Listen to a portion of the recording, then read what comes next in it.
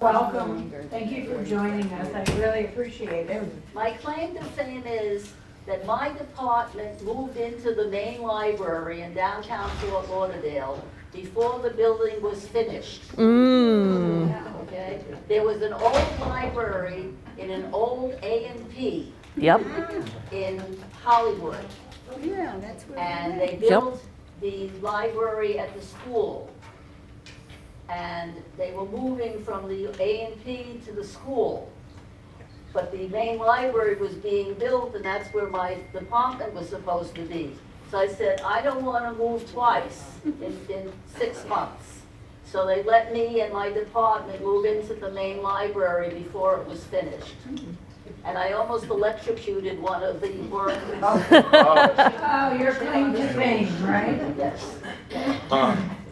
Well, thank you very much for joining us. I appreciate that. Yes, yes. Shut up. That's how we talk to your husband. Right. Anyway, I've been here since I'm 3 years old, and I remember the library on Polk Street, where the post office is now, 19th and Polk.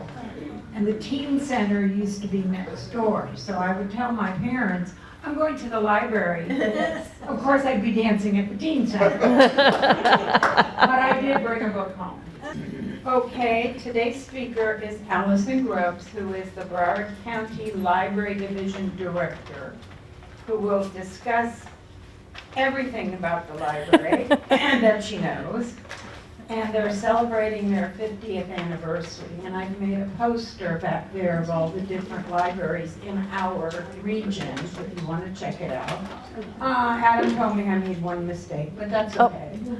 Nobody's perfect. And I'm going to give it to the library here, and they can use it for their 50th anniversary. So, if you would please. Thank you. Of course. Thank you for the warm welcome, and thank you for being here today. I know it's such a beautiful day that you could be doing a million other things, but you chose to be here with us today, and I so greatly appreciate that. Let's see if I can. As you can see from the timeline, we will be covering an extensive time range. Starting in 1963, when the need for a county-wide library system was first identified, all the way up to present day. But it's going to take us a bit to get to the present day piece, because the earlier years had so much meat to them that I started with probably 15 pages of notes and knew there was no way I would be able to get through it in the time allotted. So we're going to start with 1963. Which was a very tumultuous time. It was full of energy, change, demands for better life at the local, state, and national level. Coca-Cola released their first diet soda, Tab, which has just been sunsetted by Coca-Cola, unfortunately, for all those Tab lovers out there. Dr. Martin Luther King Jr. delivered his I Have a Dream speech. President Kennedy was unfortunately assassinated. But here at home, Virginia Young of the Fort Lauderdale Women's Club and later mayor of Fort Lauderdale wrote to the Florida State Library for help in bringing the concept of a county-wide library to Broward. The quality and lack of universal access to library service was disappointing, and residents were determined to do something about it. The names of notable early library advocates include Ruth Bird, Barbara Cooper, Joyce Gardner, and Mary Rosen Lawson. During this time, service to non-city residents was putting an increasing strain on the city of Fort Lauderdale's library to serve its own residents, let alone those who were outside of the city limits, which caused the members of the city's Library Advisory Board to initiate discussions with other cities about how best to improve library services countywide. At the same time that Virginia was reaching out to the state library, Joyce Gardner and Miami Herald editor Henry Kinney solicited $1,000 from the city commission for a survey to determine future needs and goals of the Fort Lauderdale Library. Feeling the study was too costly, commissioners turned down the request. Convinced an assessment by a qualified and experienced library authority was the best first step for the city to take, Joyce Gardner called 10 friends and business owners and quickly raised $100 from each. She was not going to be stopped. In relating the story, Gardner stated that she, quote, knew that there were people available who would know what we needed to do, and I wanted the best advice we could get. The study, conducted by Washington, D.C. Library Director Harry Peterson, verified that the library was badly in need of a collection of books, expanded service, and professional staffing, and that due to rapid growth in the unincorporated areas of Broward County, there was no free library service to many residents. Meanwhile, at the same time, the American Association of University Women, responding to growing concern over inadequate library services, initiated a meeting of numerous civic groups to organize the Fort Lauderdale Friends of the Library. According to local documents, John Walker, the first dues-paying member of the Friends of the Library, challenged his bridge partner, Art Moninger, to stop complaining and do something about the numerous inadequacies of the Fort Lauderdale Public Library. Mr. Moninger made a $5 contribution that resulted in the incorporation of the Friends of the Fort Lauderdale Public Library. More than 700 members had signed up by the time the Friends Charter was secured on June 25, 1963. Art was the chapter's first president, and he had indeed done something about improving library service in the city of Fort Lauderdale. Lucky for the library, the Friends quickly became a vehicle for members to express their support for professional quality library services and an adequate collection of books. The Friends were dedicated to two major goals: the passage of a city bond issued to build a new, larger library, and working for improved library services countywide. They were led in these activities by two presidents whose names remain synonymous with providing state-of-the-art library services in Broward County: Barbara Cooper and Ruth Byrd. And I have this picture up here. This is a picture of Broward County on the A1A in 1963. During spring break. Yes, you can tell by the crowds, right? Where the boys are. Yes, Said in Fort Lauderdale? yes, that was in Fort Lauderdale. Okay. So initially, the Friends used their income to increase the supply of books to the library, and their growing membership to lobby for a full-time professional librarian. Up until this point, they had been staffed by volunteers only. In 1964, the city chose Leo Myrose as the new city library director. In 1965, and bear with me, I know we're talking a lot about Fort Lauderdale right now, but it lays the foundation for Broward County libraries. In 1965, Leo asked the Fort Lauderdale City Commission for a bookmobile to provide service to outlying localities in greatest need of branch libraries. When the commission refused this request, again, the Friends voted to raise $8,500 to buy a bookmobile, which became their first major fundraising project. And thanks to donations from numerous organizations and individuals, the bookmobile was in service 2 years later, in January 1967, and the Friends had made their mark as community activists and library advocates. Barbara Cooper summarized the philosophy and activities of the Fort Lauderdale Friends for a 1970 issue of the magazine Florida Libraries. Quote, Fort Lauderdale's Friends were formed when people in the community became aroused over extremely inadequate library service. The philosophy of the Friends has been generally to do for the library what it cannot do for itself. We feel our greatest value to the library is working to accomplish countywide library service. So on December 27, 1966, usually a very slow time for libraries, Fort Lauderdale City Manager Robert Boubier and City Library Director Leo Myrose appeared before the Broward County Commission to propose countywide library service. It was reported at the time that 40 counties in Florida already had some kind of cooperative countywide library system in place, and as a result, were receiving state aid for libraries funding from the state. And that library services in Broward County, with approximately 125,000 unincorporated area residents having no library access at all, generally ranked far below those of comparable counties in Florida in the United States. Broward was the only large county in Florida without a countywide library system. In the spring of 1967, the county commission listened and appointed a 5-member library study committee to look into the feasibility of a contractual agreement for countywide library services, which included Ruth Bird and Barbara Cooper from the Friends. The committee began its work by comparing library service in Broward to national, American Library Association, and state Library of Florida standards, and found, and I'm going to throw a few statistics at you, and found that only a few libraries had a professional librarian, only one spent more than $3.50 per capita on library services, that was Fort Lauderdale, and none had enough books to provide the suggested 2 to 4 books per person. Broward County ranked the dismal 35th in Florida in books per capita with only 0.59 books per person. During this time, state librarian Cecil Beach and Florida Library Association lobbyist Eugenie Suter were active in supplying information to the committee.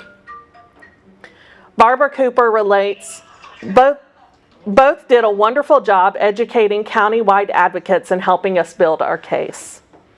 By 1967, the facilities of the Fort Lauderdale Library had grown so cramped and overcrowded that no more books or public meetings, including the Friends, could be accommodated. The Friends strongly supported the opening of a new branch library on Sistrunk Boulevard and Northwest 9th Avenue, which was the former Mizell Public Library, which would serve the Black and brown communities that had been previously cut off from library services. This branch officially opened in 1970, becoming the first branch library of the Fort Lauderdale City Library System. The Friends recognized the need for more buildings and materials, we couldn't stop there, and strongly urged the City Commission to support the recommendations of the City Library Advisory Board for a $2.5 million bond issue. Bond issue revenue would build a centrally located main library to replace the inadequate East Sunrise Boulevard branch, which I'm sure you remember was the city's main library, and new branches for Riverland and Coral Ridge. Fort Lauderdale Mayor Shaw strongly supported the library initiative and was instrumental in gaining City Commission approval to place the bond issue referendum on the ballot. Although the 1970 bond issue did not pass, the Friends felt their efforts were worthwhile in informing the public about the inadequacy of the main library building and the need for branches in other areas. In 1969, the Friends took on what would become its biggest and most long-term project, the Campaign for Countywide Library Service. This project involved educating the public about the advantages to countywide library service and overcoming numerous obstacles in persuading county and city officials to join the countywide system. Their decision to focus on the study and promotion of countywide library service would consume most, if not all, of their energies and resources over the next several years. Another milestone for success occurred in 1971 when countywide library service was adopted as the leading issue of the Broward County League of Women Voters. In her invitation asking the League to join with the Friends in the campaign for countywide library service, Barbara Cooper commented, quote, "The great wave of library development all over the U.S. has thus far passed Broward by. The Florida State Library is anxious for Broward to come into the 20th century and become eligible for state and federal aid. Maybe your organization, impartial, knowledgeable, and devoted to the democratic principle of informed citizenship, can provide the key to open library doors to everyone in the county."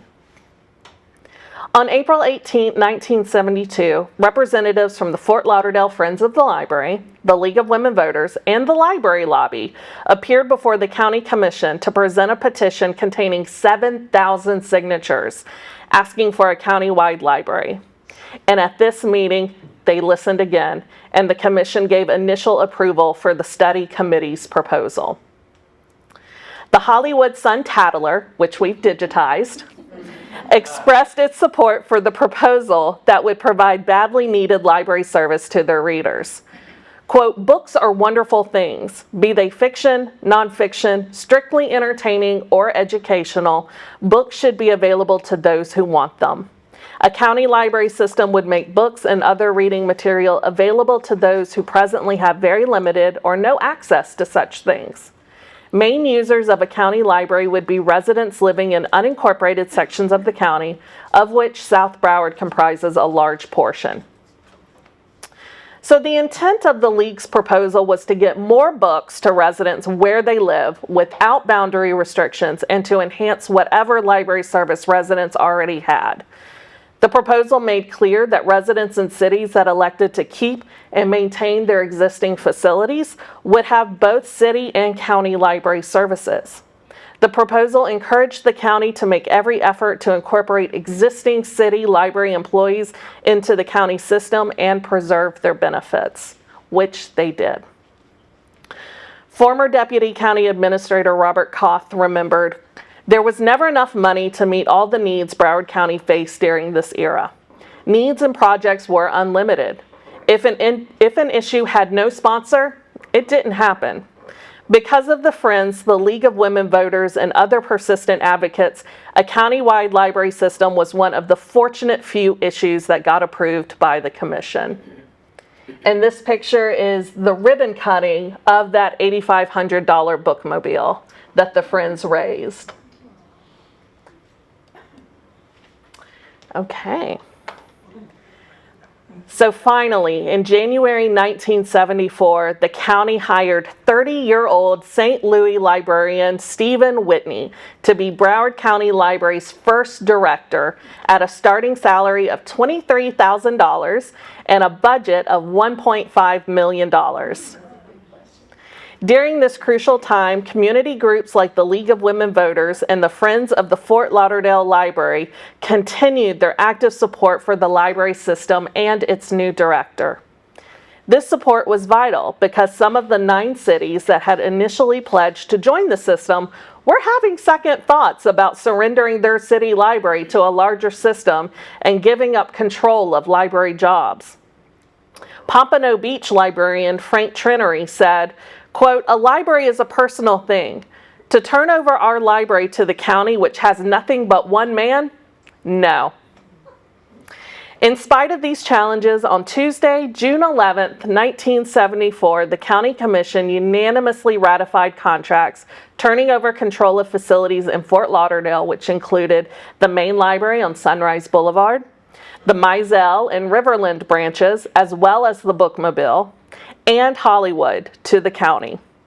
On Monday, June 17th, a week later, 1974, at 9 a.m., libraries in those 2 cities began issuing free cards to any person who could prove they lived in Broward County. Many of the former city library staff advanced to some of the most important positions in the new system. For example, Eileen Cobb, our beloved Eileen, Fort Lauderdale Children's Librarian, became BCL's first community relations coordinator. Among the new staff hired by Stephen Whitney was Sam Morrison, the system's first assistant director. According to Cecil Beach, quote, one of the decisions Whitney made turned out to be extremely beneficial for the Broward County Library. That decision was to hire Sam Morrison as assistant director. Anyone who has been associated with the library in any way knows that Sam has made an enormous contribution to the library, the county, his community, and the profession. In August of 1974, the Friends of Broward County Library were officially organized. One of the earliest Friends-sponsored community awareness projects was the Broward County Library logo. Designed by Dick Doty and Associates Incorporated and sponsored by the Friends of the Fort Lauderdale Libraries in June 1974, the red, white, and blue logo was used on all library cards, stationery, and publications for 25 years and quickly became the recognized symbol of the new library system. And we actually still have this on some of our signs for a couple of our libraries still. In September 3rd, 1974, the Lauderdale Lakes Library opened its doors as a member of the Broward County Library System. And then a few weeks later, on October 1st, 1974, a contract was signed admitting the City of Coral Springs Library to the system. The branch quadrupled its circulation and doubled its hours of operation the first year it was part of the county system. And then in December, the Miramar Library came into the system. Irene Kennedy and Louise Hofer were manning the all-volunteer library at the time. But even though 5 cities joined the library system in 1974, the biggest problems facing Director Whitney and his staff were coaxing the remaining city libraries to join the system and providing enough books with a limited budget. The total number of books available in the county, which was approximately 375,000 volumes, was only 20% of the number that state standards indicated should have been available. The Fort Lauderdale News reported on June 30th, 1974 that the new library was, quote, picking up hundreds of new cardholders daily and was in the midst of a book borrowing binge that shows no signs of waning. The paper quoted statistics from Director Whitney showing that during the first 2 weeks of operation, more than 4,000 residents signed up for library cards and checked out so many books that a temporary borrowing limit had to be imposed. And that is Director Stephen Whitney right there. Okay. In this picture, we have residents waiting for their bookmobile. And Joyce Gardner presiding over one of the first meetings of the Library Advisory Board. However, in the latter months of 1974, it was becoming increasingly evident that an economic recession affecting the entire nation would drastically curtail the ability of the county commission to provide full funding of the library system in the coming year, and city libraries would not become operating county agencies as rapidly as originally anticipated. And as a result of dwindling financial resources, on May 1st, 1975, the Friends of the Fort Lauderdale Library sponsored their first book and author luncheon, the first event of its type ever held in Broward County at the Governor's Club Hotel. 300 people attended this first of 28 consecutive author programs, which showcased nationally known authors. In addition, more than 35 local authors were invited and their names were listed in the program.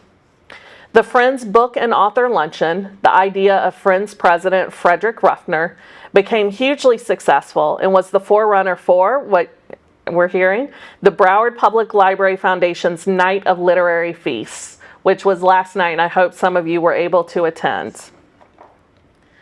On June 11th, 1975, I told you we're spending a lot of time in the deep history, a 14-member library advisory board was established by the Board of County Commissioners for the purpose of obtaining the benefit of accurate, comprehensive information, advice, and counsel concerning all matters relating to public libraries. This was an important advancement in the development of a county-wide system because the County Advisory Board superseded the authority of local advisory boards and therefore gave additional credibility to the idea of libraries being a county service. Each county commissioner appointed 2 members to the Library Advisory Board, and each of the cities that joined the county system in every region of the county were represented. Now, our advisory board, there's 1 appointed member per county commissioner on the board. As well, even though times are difficult, bookmobile service began in the fall of 1975 with 3 new custom-designed trucks and a book trailer operating out of the Fort Lauderdale branch. Each of the new 35-foot-long vehicles held approximately 4,000 volumes, including hardbacks, paperbacks, records, and large print materials. Go far enough over. Okay. So January 1977, Cecil Beach arrived from Tampa to become the 2nd director of the Broward County Library. Mr. Beach was formerly the state librarian and was nationally recognized for his leadership and commitment to libraries. He was a good get for the library. His arrival was somewhat shadowed, however, by a lawsuit that the League of Cities had brought against Broward County in 1974 on the issue of double taxation. Mr. Beach immediately mobilized by bringing in residents from the cities that were suing to testify that they used the bookmobile or went to a county library. And the judge ruled in favor of the county and said that there could not be too many libraries, and he ruled that if there was an issue of double taxation, it was caused by the cities, not the county. Not long afterwards, however, Director Beach received a letter from the city of Pompano Beach stating that the city had the franchise to operate library service within city limits, and that if he did not stop running the bookmobile in their city, he would be arrested. According to Beach, the county attorney wrote a letter to Mayor Alsdorf citing the state law and pointing out that, like it or not, Pompano Beach is a part of Broward County. And that seemed to settle that. Moving quickly, Beach announced that he would be aligning the library with current technology, which included replacing the card catalog with a computerized system that residents could access online in 1977. Yes.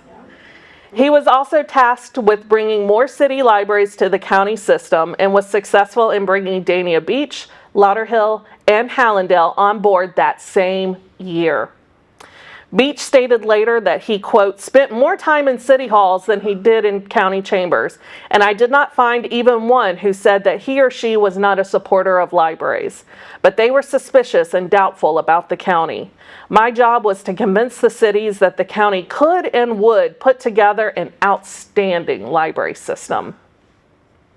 And as a result of the hard work of Director Beach, the Library Advisory Board, and the Friends, voters approved spending $250 million for capital construction projects, including $32 million for 12 new and expanded libraries. Unfortunately, 1980 dawned with the library facing yet another financial crisis. The $250 million bond issue approved by the voters in 1978 was losing its buying power due to inflation. Sound familiar? As a result, commissioners were forced to begin cutting back bond projects in an attempt to reduce cost overruns. The proposed West Regional Library implantation was reduced in size from 40,000 to 26,000 square feet, when officials projected it would cost $1 million more than was budgeted. Commissioners also raised the possibility of cutting back plans for the main library.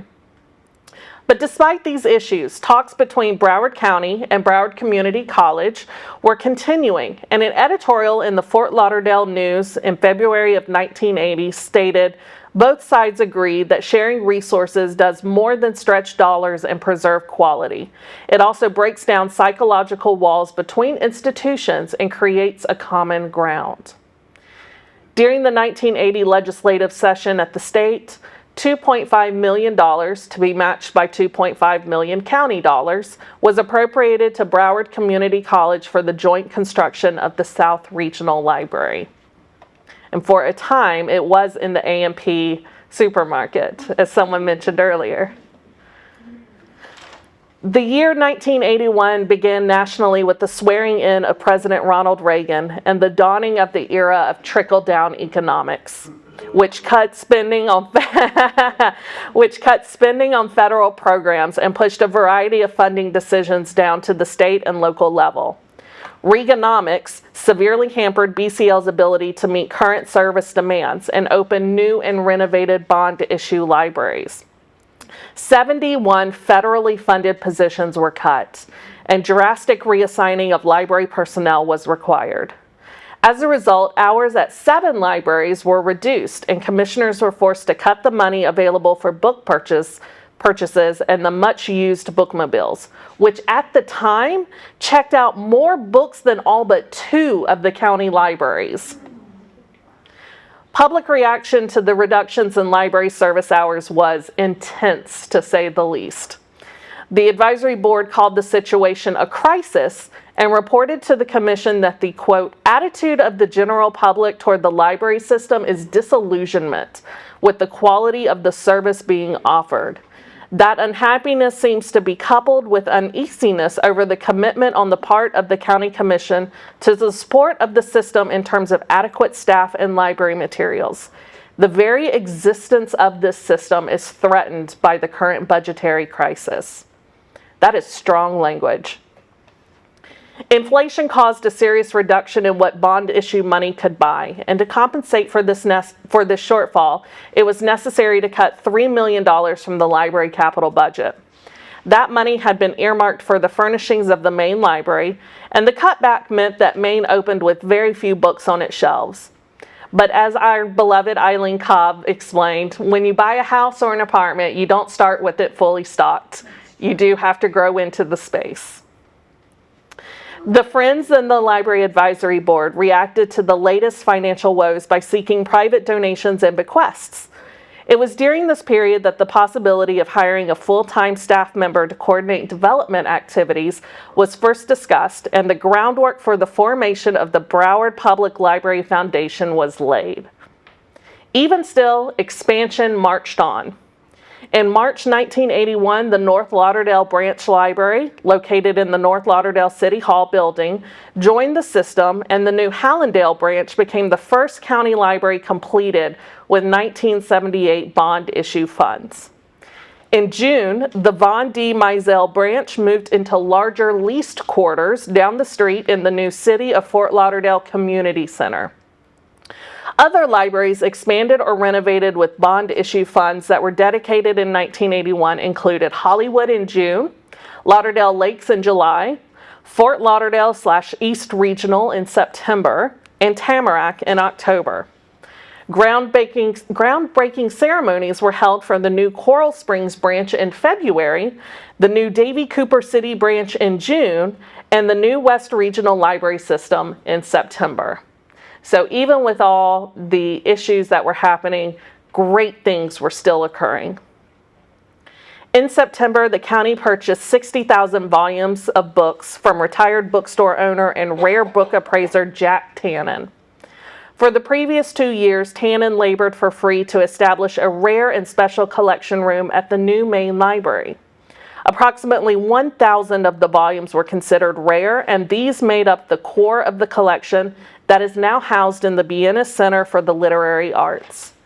Tannen also applied his skills and powers of persuasion to rare book owners across the country to donate their holdings to Broward County Library.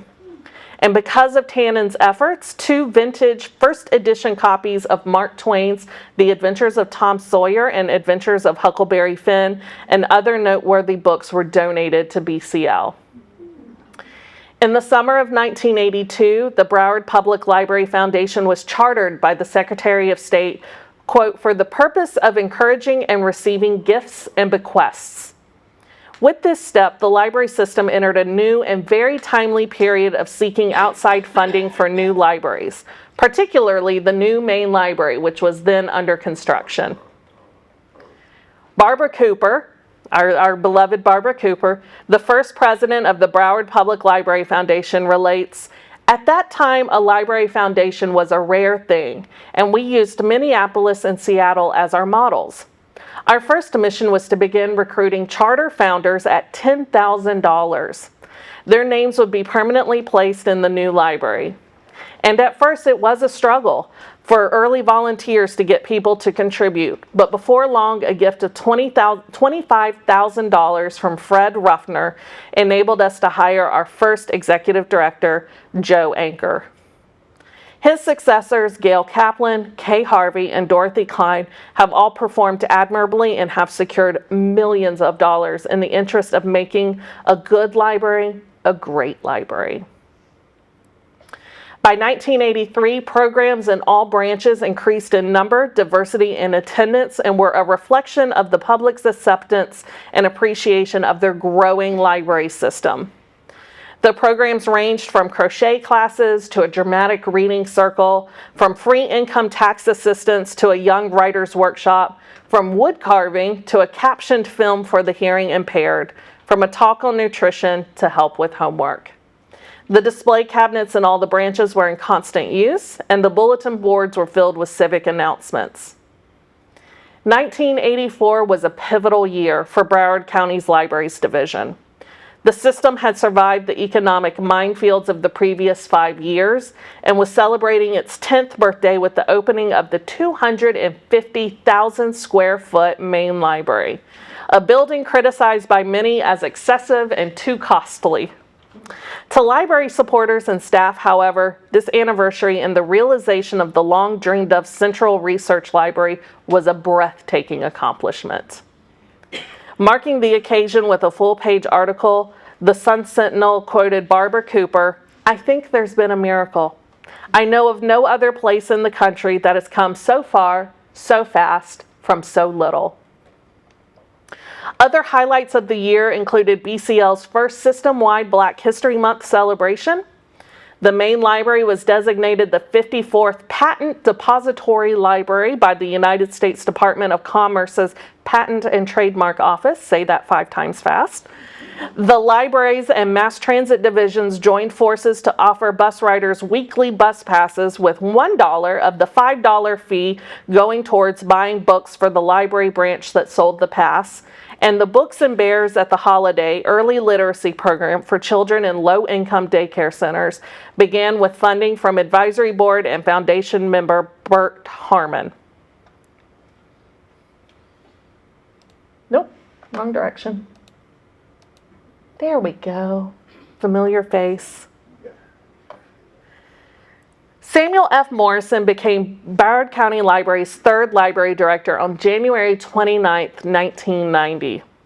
Having served as assistant director from 1974 to 1987 before becoming the chief librarian of the Chicago Public Library, Morrison's appointment represented a resumption of his library career in Broward. "I can't wait to get back," he told the Sun-Sentinel. Quote, "It really is a kind of homecoming for me, something I'm excited about and looking forward to. This is a wonderful opportunity to come back to a library system I had a hand in developing and guide into the 1990s. Morrison took on his new responsibilities with determination and set the libraries division on a renewed course of community involvement that culminated 6 years later in Broward County Library being named National Library of the Year, which is the highest honor that a public library can receive. Effective October 1st, the 3 City of Pompano Beach libraries, remember them? Yeah. Pompano Beach Library, Beach Branch, and Northwest Branch joined the library system and became the 25th, 26th, and 27th Broward County Library locations respectively. January 1994, BCL celebrated its 20th anniversary. Main Library celebrated its 10th anniversary, and the library had just opened one of the first free computer networks available in the US and Canada. The birthday celebration began in January when nationally acclaimed author and poet Maya Angelou spoke before a crowd of more than 4,000 people at the Collier City Learning Library. Ms. Angelou captivated her audience with rousing quotations from her own works and those of other authors.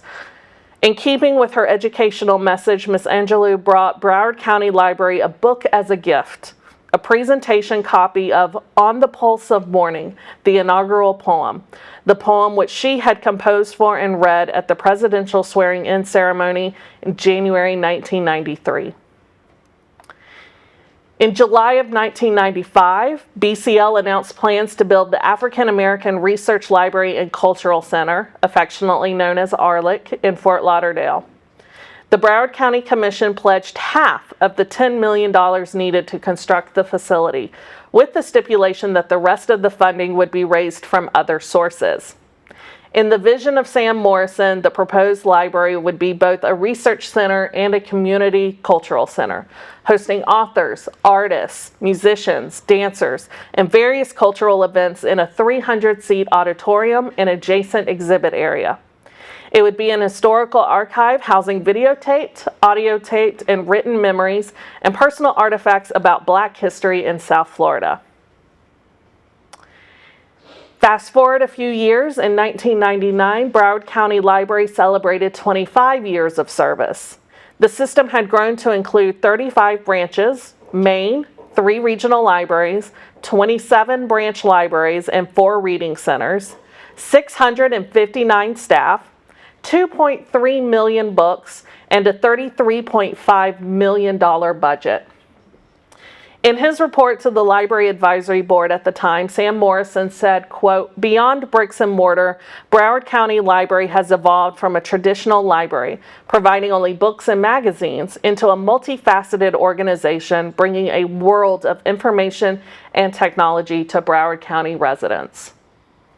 On March 9th of that year, in a 3-1 victory, voters in Broward County overwhelmingly passed a $139.9 million bond measure to improve library service to every community in the county. And on December 8th of 1999, the NSU Broward County Library Research and Information Technology Center opened to the public on the NSU campus in Davie.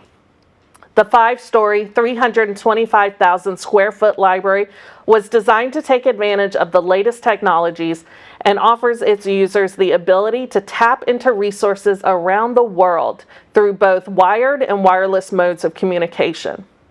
The library stack areas utilize electric compact shelving, which they still have today, and the common areas feature numerous capabilities for computer connections. The building, the largest library in the state of Florida, features a 500-seat performing arts theater, 700 computer workstations, a children's reading area and story room, large museum-like exhibit galleries, a cafe, and meeting rooms.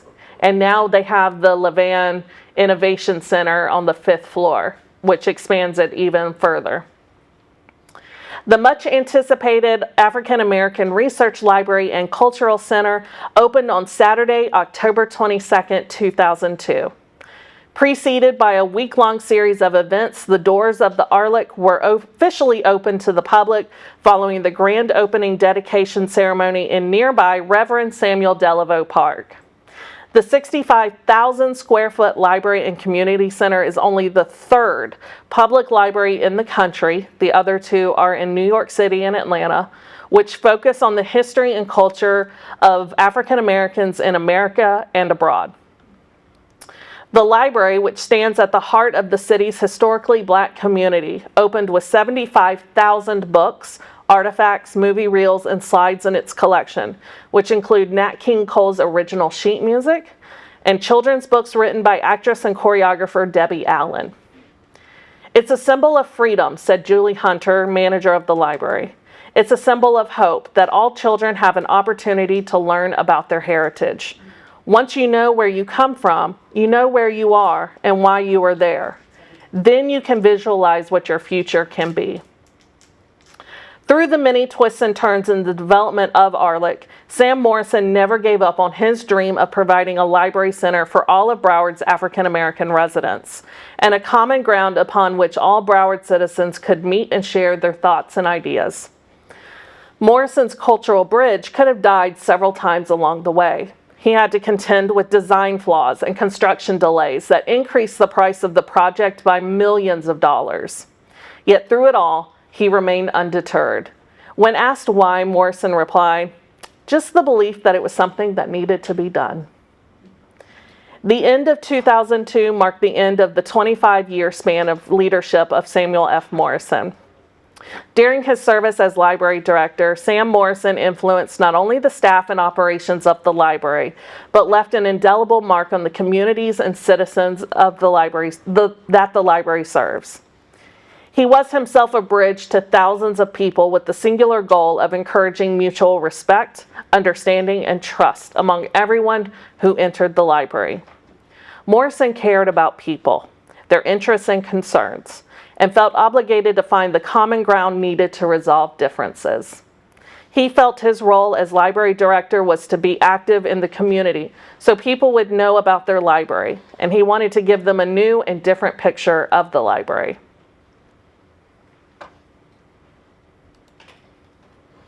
All right. So 21st century. Following a nationwide search, Broward County Library's fourth director, Robert Bob Cannon, was hired in April 2003. The former executive director of the Public Library of Charlotte-Mecklenburg in North Carolina, he hit the ground running in June. 2004 was the year Broward County Library, one of the top 10 library systems in the United States with more than 8 million items checked out annually, more than 9 million individual visits to the library annually, and a yearly program attendance of more than 600,000 turned 30. Having survived a turbulent childhood and the anxieties and uncertainties of being a young adult, the library at 30 was comfortable with its newfound maturity. The library began the year with close to 900 staff, 3.2 million books and materials, a budget of $60 million, and 38 branches. The main library, 5 regional libraries, 29 branches, including the website, and 3 reading centers. That's 1.3 branches for every year the library had been in existence. Skipping forward to 2013, Sky Patrick in the middle was hired as director. And under her tenure, she increased public service hours by 10,000 hours, spanning over 24 locations. And she raised funds and networked with county officials to build co-working business centers and an award-winning STEM lab, which is all available for free. And in 2017, Calvin Watson was hired as director. Under his tenure, he ensured that language would not be a barrier at our service desks by implementing echo dots that can translate into English. While this program was unfortunately sunsetted by Amazon, not by us, it marked a delivery revolution. And now, me. And in 2021, I was hired as director. And under my tenure, we have established book sanctuaries where books are sacred and seen as something to be preserved, ideas, storytelling.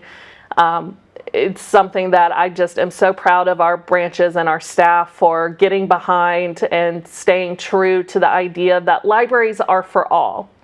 They are for everyone who walks through our doors, everyone who clicks on our website. They're not for some, they are for all. And that's a picture of one of our music labs. Under my tenure, we also started a musician in residence program at our Collier City Library, which was very popular. It was funded by the Library Foundation. And that has run its course, and we're about to start a scientist in residence program at our North Lauderdale Science Creation Station. So we're hiring right now for that, and it's going to be an amazing revitalization of that science lab. So that is my presentation. I thank you all for coming. Do you have any questions for me? Yes, I see. Oh, thank you. Hi, I saw a hand in the back. Me. My name is Glory. Hi, And Glory. I lead a book club at Hollywood Women's Club once a month. And we have over 20 active members. Many times, the vast majority of us rely on the ebook from Libby. Yes. There's like a 12 to 15 week wait to Yes. get an ebook. Can that be increased, the availability for us? So that is something that I have been working with county administration on addressing, that the demand outpaces our supply. And unfortunately, ebooks are prohibitively expensive. They can be upwards of $90 a copy, when a physical book is much less, or ebooks for the public are $10 or $13 per copy. So that is something that we're investigating different ways to address it. Right now, we're looking at a tighter budget for next year.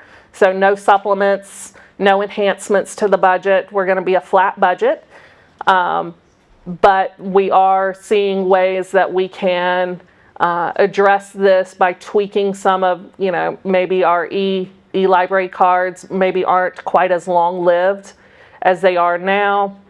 some other ways, some other avenues that we could potentially address the issue. Yes. Thank you. Yes, and we're also looking at other areas in our collection budget where we can pull some money and put it into our ebooks, because it is a wildly popular service. And as I said, the demand is outpacing the supply for us. Thank you. Yes, sir. Hi. Well, Hi. first of all, that was a very well organized and informative presentation. Thank you so much. Thank you. I have two questions. First, book banning is kind of on the agenda now, and I was just wondering what your policy is on that. And my second question is, I recently found this idea online where it said, if libraries were open late at night, it could replace bars and stuff like that as actual social get-together community places. And I was wondering if you've ever considered something like that as well. Absolutely. So I'll start by saying we're very privileged. We're a bubble in the state of Florida in terms of ideologies or affiliations that would seek to go after books, that would seek to go after access to ideas. Where we as a public library stand is that it is your First Amendment right to access ideas, stories, thoughts that are different from your own. That is a constitutional right that you have, and that we have something for everyone. We're not everything for everyone. We would never be able to fulfill our mission if we tried to be everything for everyone, but we've got something for everyone. And I know there's that oft quoted adage of if we didn't have something to piss you off, then we're doing something wrong, right? Pardon my language, but so what we have done, and that's why we established the book sanctuaries, was in response to books being banned elsewhere in the state, elsewhere in the nation, and elsewhere across the globe. This is not just a North American issue. This is something we're seeing globally. And we took a stand, and it was at a time when very elevated language was being used against librarians, where people were accusing librarians of being groomers, of being pedophiles, of being other horrible, horrible things. And we were afraid that these book sanctuaries, or some staff were afraid that these book sanctuaries would be a conduit to violence, that it could be a way for people to come in and it just articulate everything that they see wrong with the library. What we have found is that these book sanctuaries have been the best conversational openers. People walk in, they look at it and say, I read this in high school. What do you mean it's banned? And it has just been a wonderful, wonderful avenue to have the conversation, to educate people about what's happening, and to encourage them to make sure that they're registered to vote, which we are a site for voter registration, and we are also sites for voting in early elections, and we serve as precincts for voting as well. So our civic engagement remains very high, and we're very committed to it. Thank you. Hold on. He had a second question. He had a second question about libraries as third places. I see you, and I see you. So your question was about libraries as the third place. People have their work, they have home, and then they have where? Where is that social place? Is it the bar? Is it the bowling alley? Is it wherever? Is it the new fancy skating rink in Fort Lauderdale? We don't know. But what we do know is that there's an epidemic of loneliness that is sweeping the nation. And we have a library manager who's very passionate about this at our Northwest Regional Library. I was just talking to someone about it last night. He did the research. He did a presentation to the administrative team, and we have invested heavily into creating the library living room. And so this is a space that is comfortable. It's for people to come in and bond with others over books, over games, over movies, over different, and this is something that I know that the Historical Society and the Friends here are doing in parallel, in tandem with your movie focus, with your various programs that you have with our incredible library staff. is to bring people together around shared goals, common goals, regardless of your religion, regardless of your politics. There is something that we have in common with everyone else around us. It might be something small, but it's something we have in common that can bring us together in a very civilized, oriented manner. So in terms of our expanding our hours to include nighttime, we are working on that as we build our staffing back up from pre-pandemic levels, because we did lose a lot of staff to retirement, to moving out of state, out of fear of the politics that were being seen. So we are actually quite successfully rebuilding our staffing levels, and that will allow us to expand our hours back to pre-pandemic levels. So thank you. Thank you. Yes, ma'am. Yes, you have that library going back to history on Polk Street at the post office. Did that library move to the Hollywood Circle or the? So I think that became the Beach Library, but the Hollywood Circle Library was always there. It was just torn down and rebuilt after a while. So in the city circle, the Hollywood Branch Library was always there. Yes. When did it start, that library? Because it seems to me when I moved to Hollywood years ago, we had a library, and it was near that, where they have one now, actually. Yes. So that library was around in 1963. At least as far back as 1963. I don't know when it was actually established off the top of my head. But it was it joined forces with City of Fort Lauderdale to become, with the 3 Fort Lauderdale locations, their bookmobile, and the Hollywood. There were 5 locations that started on June 17th, 1974. You're asking me to math. Yes. I'm pretty sure we had a library when I moved here. And now the land that the library is on, who owns the land, the county or the government? Or? It depends on the location. So some of them we own the land and the building. Some of it we lease the building, and we own the furnishings inside. So it just For instance, who you don't know? Not off the top of my head. There's so many to keep track of. You're welcome. Any other questions? Oh, yes, ma'am. Can you update us on how it's working out, the process by which there are no more paying of late fines? Are people being more responsible and returning on time, or taking advantage and hanging on to the books until they get a bill in the mail to compensate the library for keeping the book too long? That is a great question. So our data shows that people are being mostly responsible in returning the books. There are a few folks out there who will keep the item until it goes into a lost status, at which point they're charged the replacement cost of the book.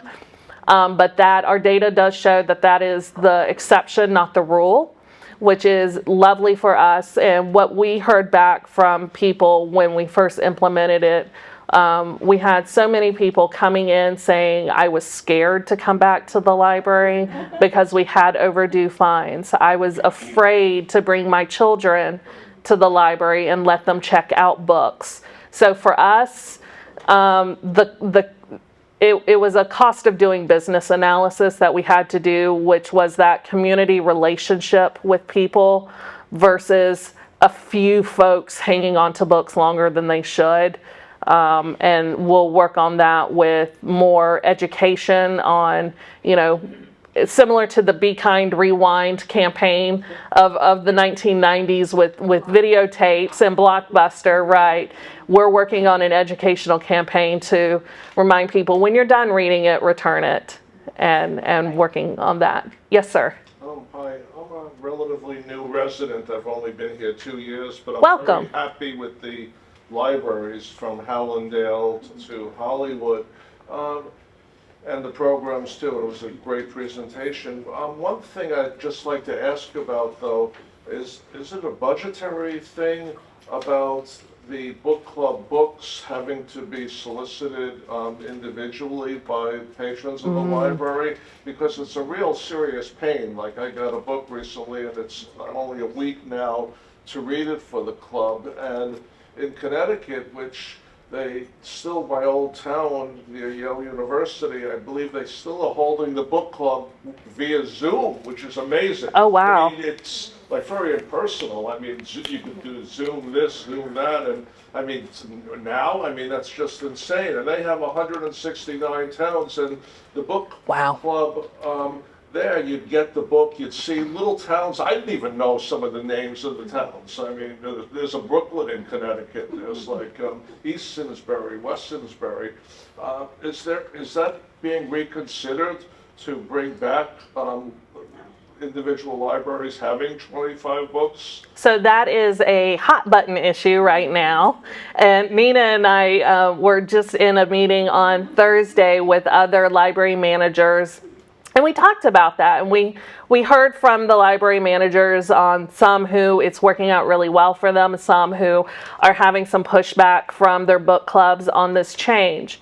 What we had found was that when the books were being put on hold, they were being put on hold multiple months in advance, and then they were just sitting on a shelf and nobody could access them. So what we're encouraging folks to do is a couple of months ahead of time, know what book you're going to select so you can put it on hold and get it with plenty of time to read it before your book club meeting. So there's some organization challenges that we're working with our branch managers through. And we talked about having some internal documentation to know who's doing what book so we don't have overlap, where we have two groups doing the same book at the same time, which was a recent issue. So that's something that we're working on internally to address. So potentially I could ask for the June book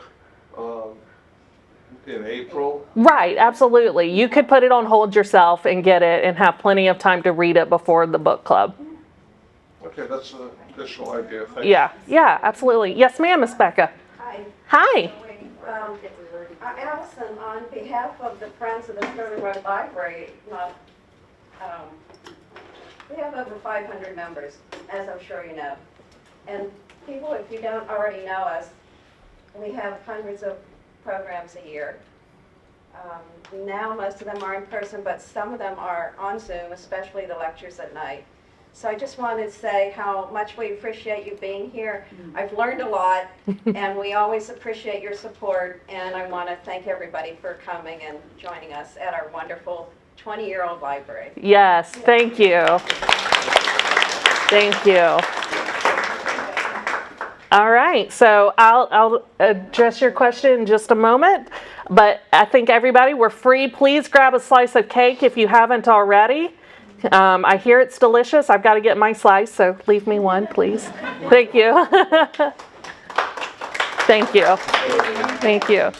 Do you have time for one more question? Thank you, Karen. Yes. A couple or 3 years ago, I noticed at the main library on some of the upper floors, they had established maker spaces for creatives. Yes. And although I've been back to the main library recently, I didn't go to those areas. Are they still in operation? They are. How did it work out? How are they patronized by people of all ages or primarily young people? Are there other libraries in the Broward County system that also offer those sorts of uses? Absolutely. So yes, they are. We've moved them around a little bit to try and find that sweet spot of space and usage. So now it's on the third floor, our creation station, and then we also have a creation station business to help people either launch their small business, grow their small business, get ideas for small businesses. We have business resource librarians who are trained in LLCs, LLCs, sole source. So we have staff who are trained in that. And then we also have Creation Station Science at our North Lauderdale. We have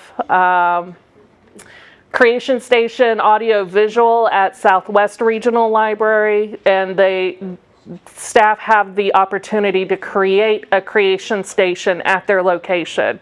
It's always going to be an issue of where would we put it, how do we staff it, what programs do we build into it and around it, but we do encourage staff to consider that for their location. So local ownership and buy-in from the staff is key for it to be successful. Thank you. You're welcome. Yes, sir. I just want to thank you for your role. Oh, thank you. And she was very modest about Broward's role in the banned books issue. You took a leading role in the state, and that at a little bit of peril. Yes. And I think Yes. we all, that you put yourself, no one likes to stick their head up and be a target, but you were willing to do that. And I think just, thank you. Thank you. I appreciate that. Yes, sir. Anytime you have a library issue that goes before city or county commission, is there a way you could let us know? So I could let our friends know, I could let our library advisory board members know. So if you're a member of the Friends or a member of the advisory board, you'd find out that way. You have friends on the advisory. Yes, we do have friends on the advisory board. Yes. Yes, ma'am. I'd just like to ask what you think about the future of libraries. Mm. A few years ago, I was in Helsinki, and they were the most advanced library in the world. Yes. And just the way it looked and how it felt to be in it was so different. And I wonder if you can talk about that a bit. Right. So Helsinki is it holds a special place in my heart as well. I have not had the opportunity to visit there, but I've had long conversations with staff who were involved in the creation of it, especially Tommy Lito. He is a thought leader around libraries and space and places and people and how all of those ideas can merge together. And he worked at the Helsinki Library as their leader for several years. So the future of libraries, I think, is stronger than ever. We're seeing an increasing demand for books, reading, and I think that has a lot to do with social media, where for a long time people felt that social media would be the downfall of libraries or would be the downfall of reading by taking attention away from books or anything that requires long attention spans. What we're seeing are these communities gathering around and really lifting up authors, books, different stories, and we're seeing demand for these independent published authors that we've never seen in the past decades. So I really feel that the future of libraries is incredibly strong. I don't want to discount the idea of having bookmobiles in urban areas because those are still really helpful to reach pocket neighborhoods of, you might have a pocket of a community that is underserved, surrounded potentially by a wealthier community that maybe doesn't go to the library because they don't need to go to the library. So how do we reach that, hit that pocket community, that neighborhood? So, there's still so many people in Broward County who aren't library users that we need to reach them to find out why they aren't library users, what's stopping them, if something is stopping them, aside from socioeconomic status. Is it, being able to get to our buildings? Is it being able to access our staff? Is it being able to access us online? There's still a huge digital divide that we're seeing. We check out hotspots for internet and it's so popular we can't keep up with it. And it's similar to our ebooks where demand outstrips supply for us. So I don't see the library going away anytime soon. I see us preserving our traditional heritage while also embarking into new cutting edge spaces that people might not think of the library, like virtual reality. AI is a big topic these days, and there's a huge need for us to be able to educate people on artificial intelligence and how to use it, and to know that we already use it in our day-to-day lives, right? Artificial intelligence is on our phones, it helps us, and we're already using it, so how do we harness it for good? And so that's a great question. Thank you for asking it. Thank you for answering. Yes. Yes. Okay, thank you so much, everyone. I so appreciate you. Thank you, Karen.